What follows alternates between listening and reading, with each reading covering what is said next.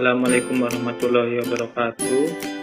Perkenalkan, nama saya Triatmaja dengan NIM 2002-075 dan anggota kelompok saya Lutfi Latifah dengan NIM 2002-068. Kami akan membahas tentang bakteri gram, yaitu positif dan negatif, dan bakteri gram tahan asam.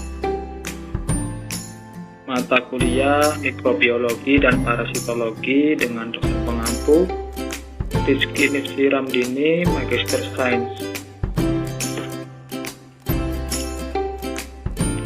Apa itu bakteri gram positif?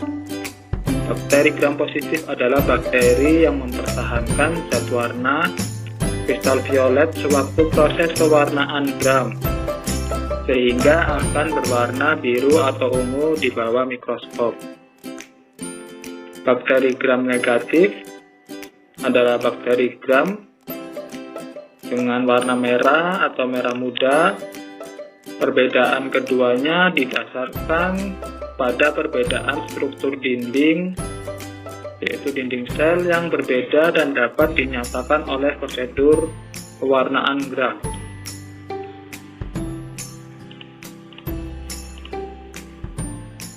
Ini adalah contoh gambar dari bakteri gram positif yang di nomori A ini, yaitu yang berwarna ungu.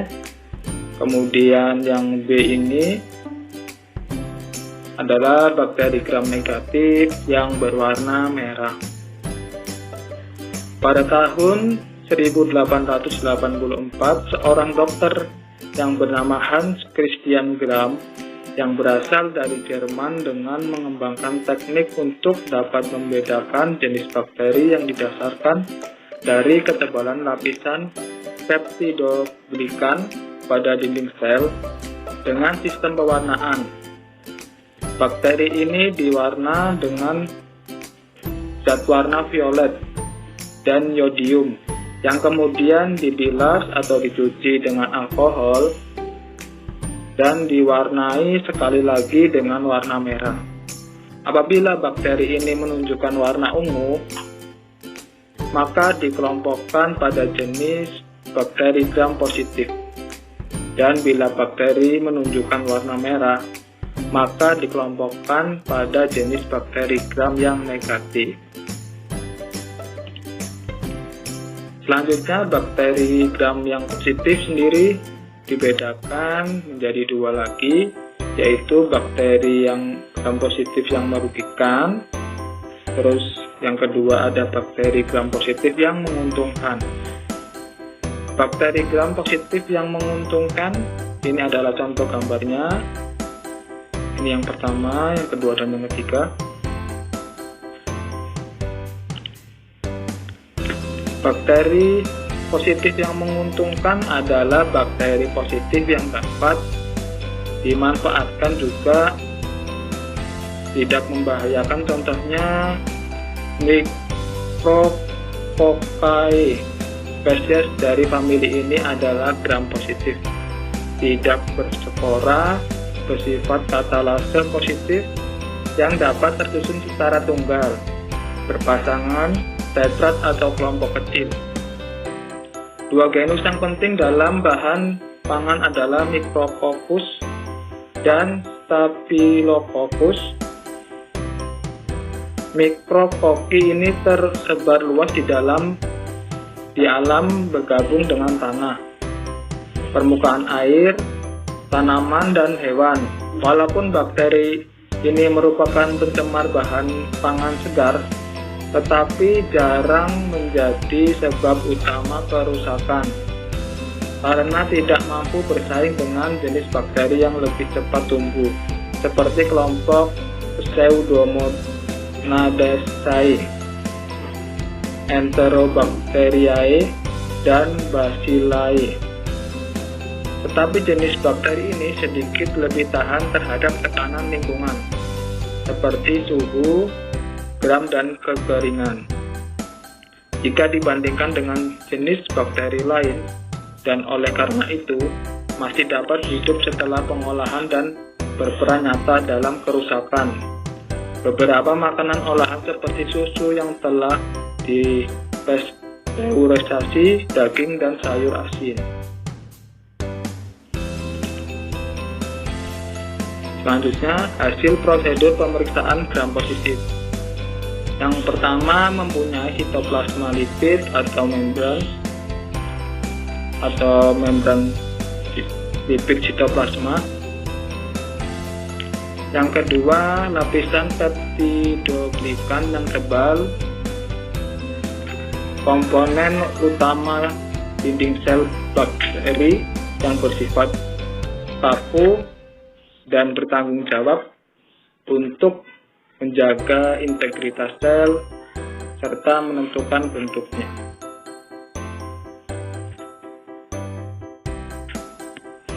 Itu adalah fungsi dari peptidoglikan yang tebal. Yang ketiga, beberapa spesies memiliki flagellum atau alat gerak berbentuk cambuk yang ada di gambar ini ya teman-teman. Yang keempat, beberapa spesies memiliki kapsul polisakarida, berfungsi sebagai lapisan pelindung menjaga sel dari kekeringan atau bisa juga untuk perlindungan dari sistem imun atau sel inang. Yang kelima, tidak memiliki kepekaan dengan streptomycin. Yang keenam, toksin yang dibentuk berupa eksotoksin dan endotoksin. Eksotoksin adalah polipeptida atau enzim-enzim yang menghasilkan LPS tersebut dibedakan oleh gen-gen pada kromosom bakteri daripada plasmid atau DNA bakteriofage yang biasanya mengkodekan eksotoksin. Sementara endotoksin adalah LPS sementara. Yang ketujuh, komposisi nutrisi yang dibutuhkan lebih rum. Yang kedelapan, tentunya berwarna ungu setelah diberi alkohol dan warna merah.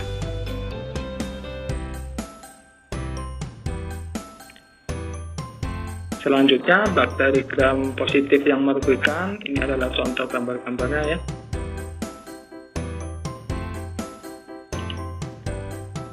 Salah satu bakteri gram positif merugikan, Streptococcus pyogenes, merupakan bagian dari kelompok bakteri gram positif.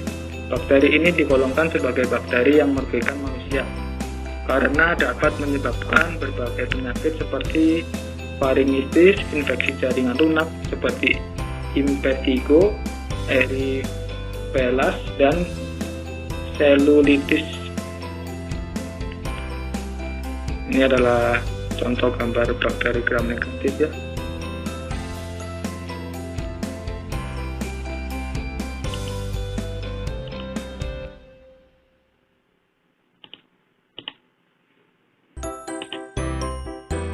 Bakteri gram negatif adalah bakteri yang dinding selnya menyerap warna merah dan memiliki lapisan peptidoglikan yang tipis. Lapisan peptidoglikan pada bakteri gram negatif terletak di ruang periplasmik antara membran plasma dengan membran luar. Contoh bakteri gram negatif ialah Geruginosa, Azotobacter, Influenza, Rhizobium, Leguminosarum, Salmonella typhi, Helicobacter pylori, Neisseria gonorrhea, dan yang terakhir Pseudomonas aeruginosa. Bakteri gram negatif adalah bakteri yang tidak mempertahankan zat warna kristal violet sewaktu proses pewarnaan gram sehingga akan berwarna merah bila diamati dengan mikroskop, sedangkan gram positif akan berwarna ungu Bakteri gram positif seperti Staphylococcus aureus hanya mempunyai membran plasma tunggal yang dikelilingi dinding sel tebal berupa peptidoglikan. Sekitar 90% dari dinding sel tersebut tersusun atas peptidoglikan, sedangkan sisanya berupa molekul lain bernama asam teichoat. Di sisi lain, bakteri gram negatif memiliki sistem membran ganda, di mana membran plasmanya diselimuti oleh membran luar permeabel. Bakteri ini mempunyai dinding sel tebal berupa peptidoglikan yang terletak di antara membran dalam dan membran luar. Hasil dari prosedur pemeriksaan bakteri gram negatif, yang pertama mempunyai sitoplasmik membran, sama ini ya teman-teman seperti pada bakteri gram yang positif. Ini membran tipis yang membungkus cairan sitoplasma sel. Yang kedua, kurang rentang terhadap senyawa penisilin. Maksudnya, penisilin adalah jenis antibiotik atau antimikroba yang tidak efektif untuk melawan bakteri gram negatif. Sementara untuk bakteri gram positif, penisilin ini sangat efektif untuk melawannya. Yang ketiga, struktur dinding sel tipis yaitu sekitar 10-15 mm yang multilayer atau berlapis 3, yaitu lapisan luar yang berupa lipoprotein, lapisan tengah yang berupa lipopolisakarida, dan lapisan yang ketiga peptidoglikan. Dan yang terakhir, yang keempat, tidak resisten terhadap gangguan fisik, mengandung lemak pada dinding sel yang banyak yaitu sekitar 11-12%.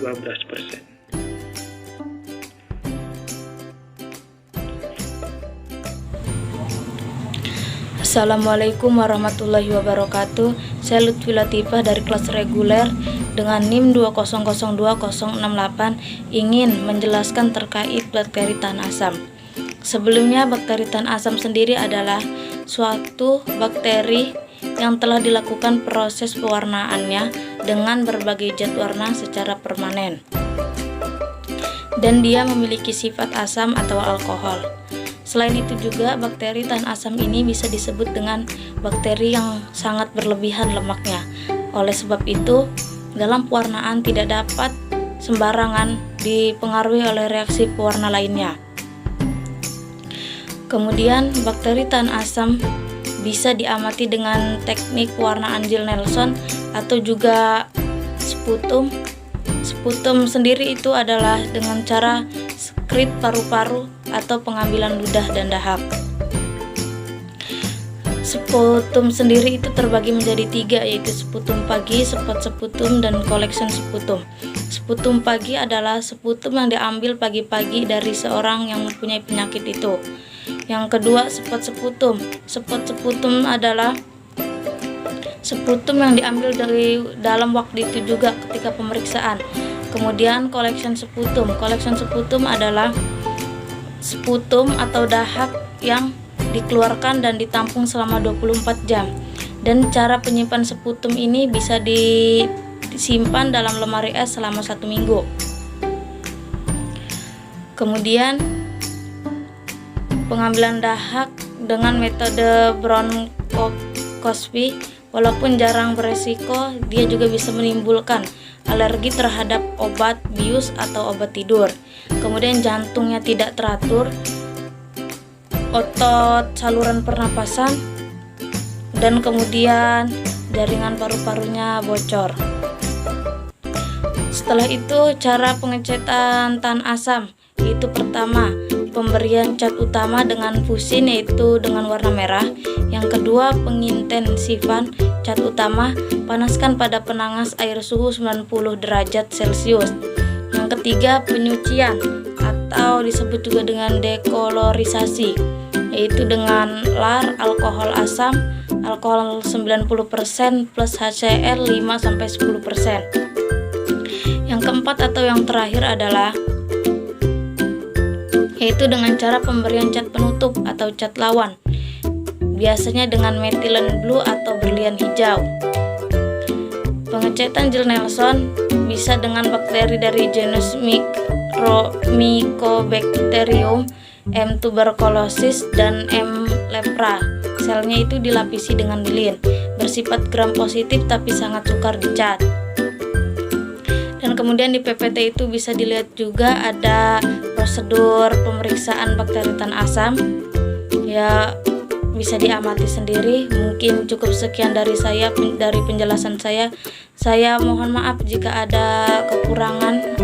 Saya akhiri. Wassalamualaikum warahmatullahi wabarakatuh.